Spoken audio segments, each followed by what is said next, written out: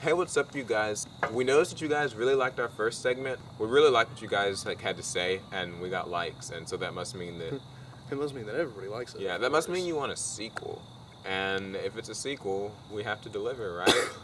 So, this is our second episode of what are we calling this?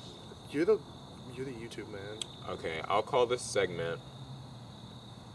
Leave a comment telling me what I should call this segment, and I'll just call it something when I upload it. Anyways, today we're going to be talking about a new game mechanic rather than a new card, and I think you guys are going to like this a lot, so take it away. Well, basically what Paul and I have looked at is this is a game mechanic that's been thought of for a long time. It's been thought of basically since the first time I really heard it was whenever I started playing competitively at YCS Dallas 2011 when Samurai were spamming multiple things first turn and you couldn't really get over it. So what the suggestion was, if on both players' first turn, neither player can special summon, and on both players' first turn, neither player can attack. Like in the meta, in every meta, it always usually ends up coming down to a certain deck that can go first and just go like ape shit and set warning and say go, and then it's just kind of like I can think about it like Samurai used to do it, then it became Rabbit and Wind Up, and now it's back to Wind Up. Yeah, just all these decks, they do it, they lock you down, and then you can't really do anything.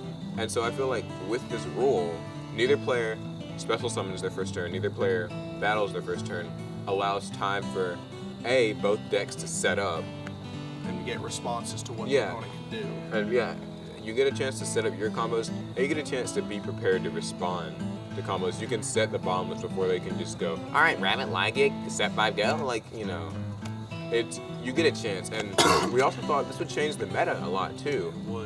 It would make more passive decks rise in popularity. It would change the way that decks were not only played, but it would change the way that they were built. It would make it where there were more first turn plays rather than just spam. You wouldn't see that, like, I guess that tilt in just like where, the down Rabbit player goes first.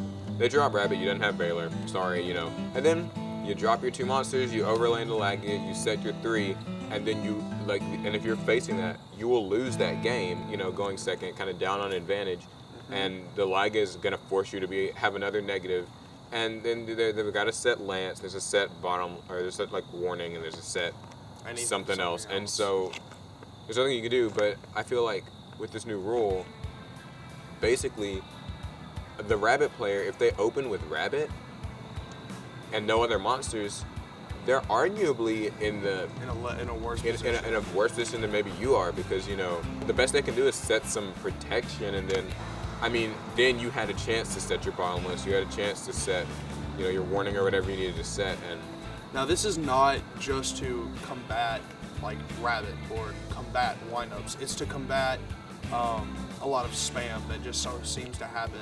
I feel where a player can set up basically a lock to where the opponent can't really do anything else, and they lose that game because not only are they going second and they're down 1 card the entire game, technically, and they're locked down, so they can't really do anything because their opponent went first. Yeah, I feel like it would just solve the general problem in Yu-Gi-Oh! Of just, we're going first, sometimes just says I win. Like, you've heard the phrase dice roll format before, and I wouldn't say that this is as bad as previous ones, but still, we've gone through dice roll formats. They're not really fun. They're not fun for the person who's losing, but they're also, I wouldn't even say that fun for the person who, I won the dice roll, I won, okay, next round, I don't. So tell us what you guys think about this rule. Do you think it would be a good rule? I don't think anyone could say it'd be bad, but do you think it would be, how great of a rule do you think this is? Should it be changed or altered? And what would the Yu-Gi-Oh community, react to this? Would it be a general consensus that yes, it's a good idea, or would it be just like 50-50? Do you think, would there be mixed opinions? How do you think it would change the way decks are built and played? Do you think that traps would become maybe a bigger deal, or do you think a lot more of these swarm decks should be built more to be able to grind game, we'll say, you know, I mean. Do you think it would stop like spam decks from, you know, even happening? Yeah, or do you think spam would still be here and just as broken? I mean, like, I know it doesn't solve the whole card advantage problem that people don't like about going second, but I feel like it would at least stop the just turn one dirt, set warning, good game, that thing. So that concludes this episode, guys. If you liked it, be sure to actually like it in the description, or well, wherever the thumb thing is.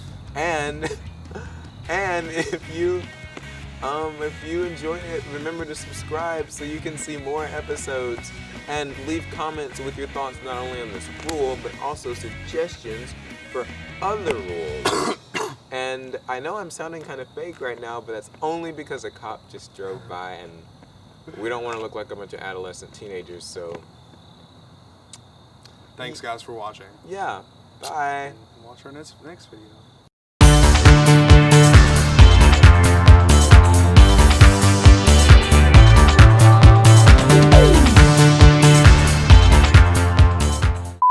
And subscribe if you like this stuff. Oh my god, that's creepy as shit. Let's just wait for him to go by. I'll cut this part out. There's a cop. Yeah, They're lovely creatures. I don't wanna. I guarantee you he like turns back around.